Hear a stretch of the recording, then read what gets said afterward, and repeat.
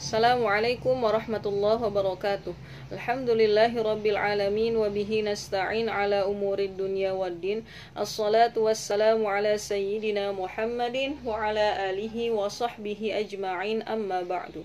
Faqad qala Allah ta'ala fil Qur'anil Karim wa huwa asdaqul qailin. A'udzu billahi minasy syaithanir rajim. Bismillahirrahmanirrahim. Qalu subhanaka la ilma lana illa ma 'allamtana innaka antal alimul hakim. Al-ayah. Shadaqallahul azim.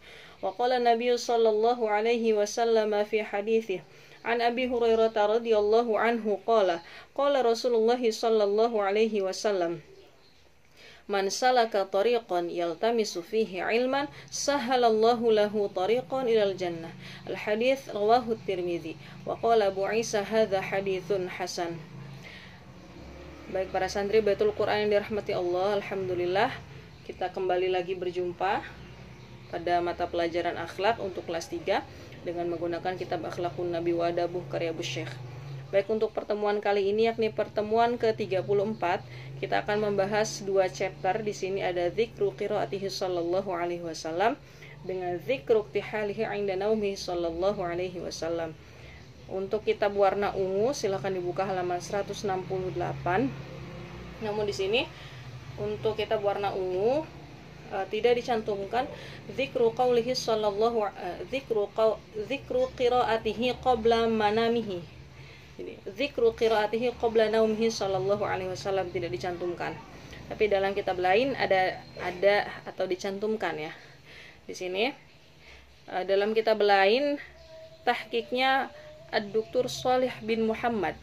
Di Duktur Shalih bin Muhammad beliau mentahqiq Akhlakun Nabi wa Adabuh. Nah, di dalamnya itu terdapat subbab dzikru qiraatihi qabla naumihi. Baik, langsung saja kita baca karena urutannya pertama ya, setelah itu baru dzikru ihtihalihi. Bismillahirrahmanirrahim. Dzikru qiraatihi qabla naumihi sallallahu alaihi wasallam. Qala al-musannifu rahimahullahu ta'ala wa nafa'ana bi'ulumihi wa asrarihi fid dharaini amin. Wa bihi ilaihi qala haddatsana Muhammad ibnu Ahmad ibnu Ma'dan qala haddatsana Muhammad ibnu Abdurrahman al-Ju'fi qala haddatsana Junadah ibnu Muhammad qala haddatsani Yahya ibnu Hamzah anil Auza'i an Laits ibnu Sulaim an Abi Zubair an Jabir bin Abdullah anna Nabiy sallallahu alaihi wasallam kana la yanamu hatta yaqra alif lam mim tanzil as-sajdah wa tabarakalladzi biyadihil mulku.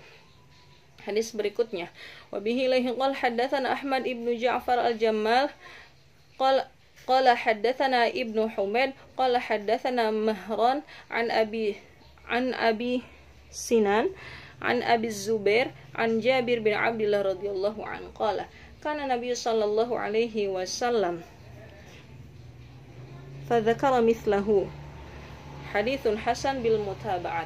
Nah, di sini dua hadis ini menceritakan bahwasanya hadis riwayat Jabir bin Abdullah. Rasul hadis pertama dulu ya.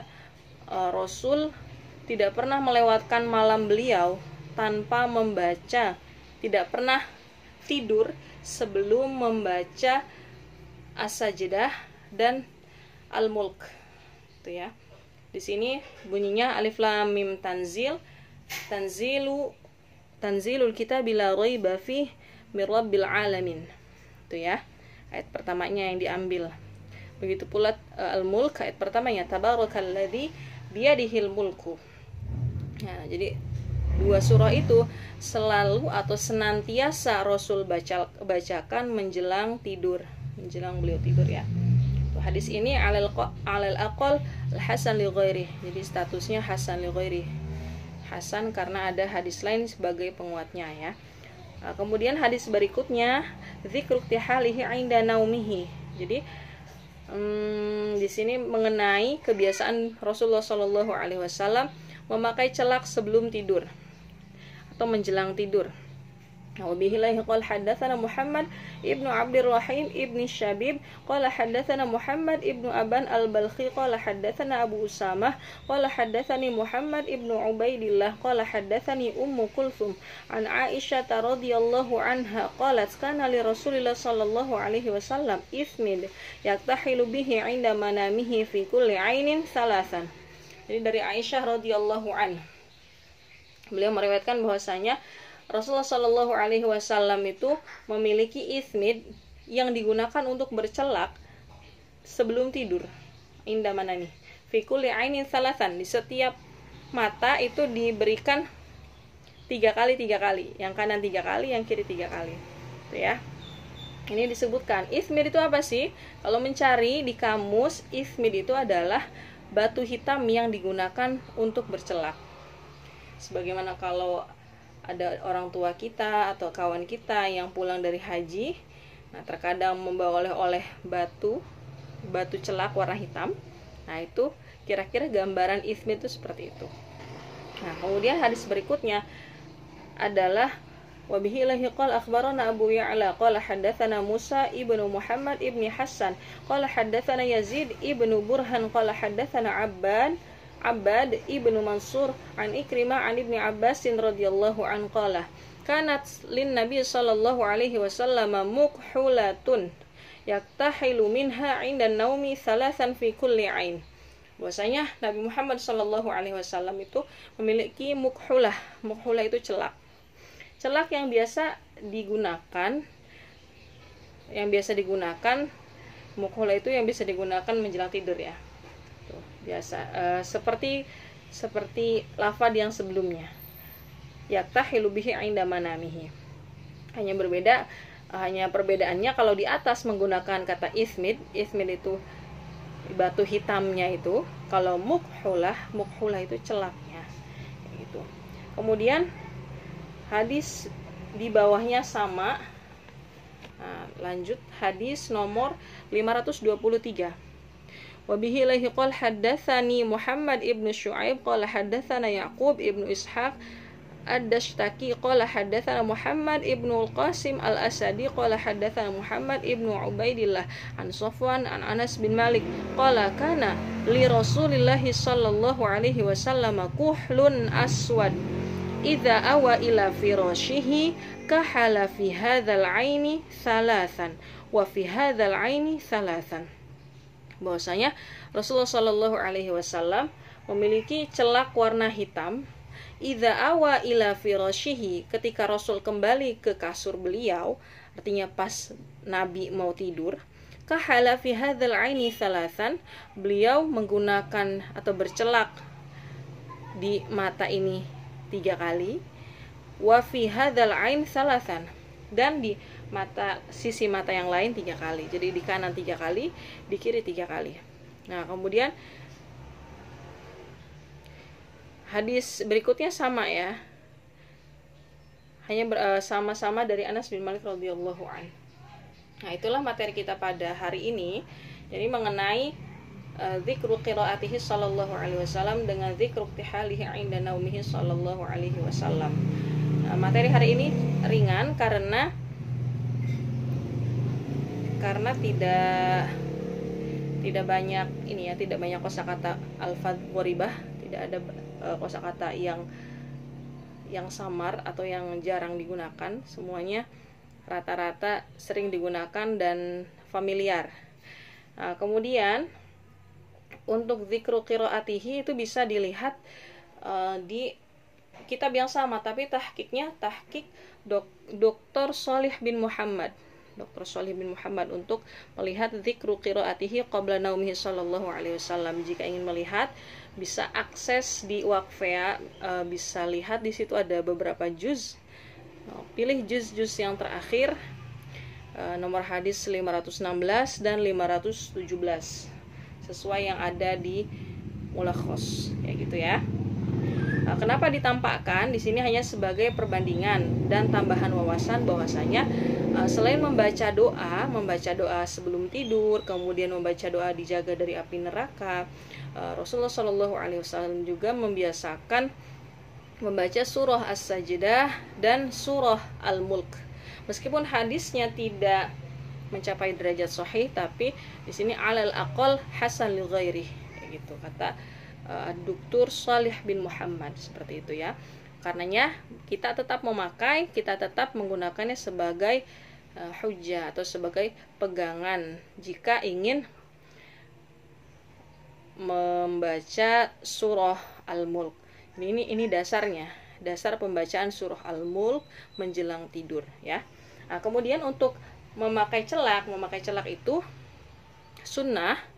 Nah, di sini karena Rasulullah SAW senantiasa memakai celak menjelang tidur sebanyak 3 kali.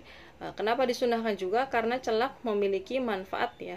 Yustashfa bihi. Kalau mencari di kamus, kuhal itu adalah sesuatu yang diletakkan di atas mata, yang diletakkan fil ain.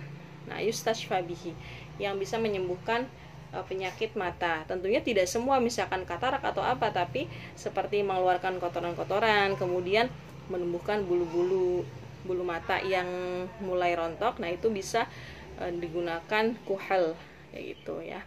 Tentunya kuhal yang dari batu asli yang bagus ya, sebagaimana yang ada dalam hadis Rasulullah SAW.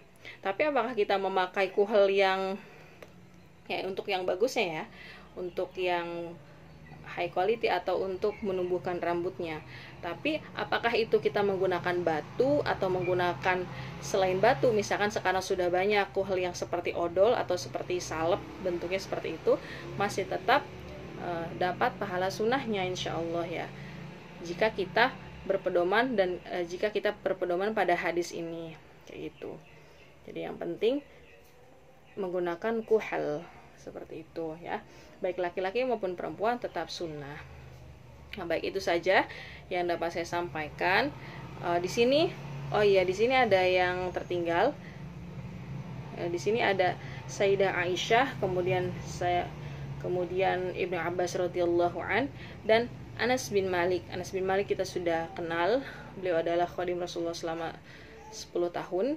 Nah, tahun wafat beliau perlu diingat, dicatat. Tahun wafat Anas bin Malik tahun 93 Hijriah. Nah, kemudian Sayyidah Aisyah sebagaimana kita ketahui, beliau adalah istri Rasulullah SAW dan juga putri dari Abu Bakar As-Siddiq radhiyallahu an.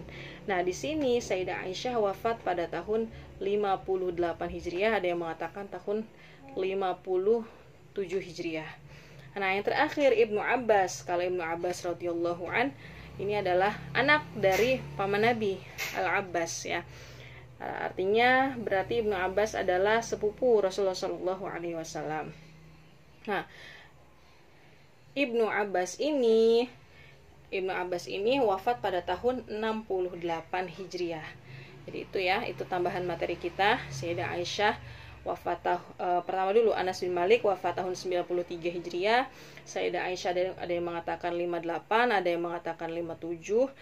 Kemudian Ibnu Abbas wafat pada tahun 68 Hijriah. Baik, syukurun katsir. Semoga kita dapat mengambil manfaat. Mohon maaf atas segala kesalahan dan kekurangan. Wassalamualaikum warahmatullahi wabarakatuh.